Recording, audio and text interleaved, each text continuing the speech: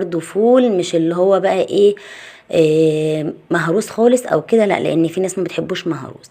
بس يا ستي كده اهو، ونروح بقى لعربيه الفول تاني بتاعتنا. طبعا عربيه الفول دي رامي اللي عاملها لي، على فكره بقى لها سنتين عندي، كل لما بيخلص رمضان بشيلها وبطلعها تاني.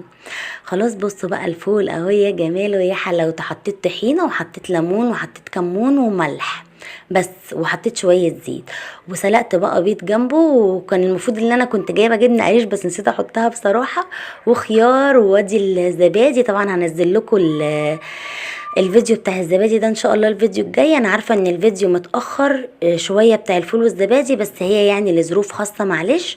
بس كده يا ستي، وادي الفول معانا جميل جدا. وده كان الفيديو بتاعنا، يا رب يكون عجبكم. ولو عجبكم الفيديو لايك وشير وسبسكرايب لقناتي على اليوتيوب اكلات ام ادهم. واقول لكم كل سنه وانتم طيبين ورمضان كريم، والسلام عليكم ورحمه الله وبركاته.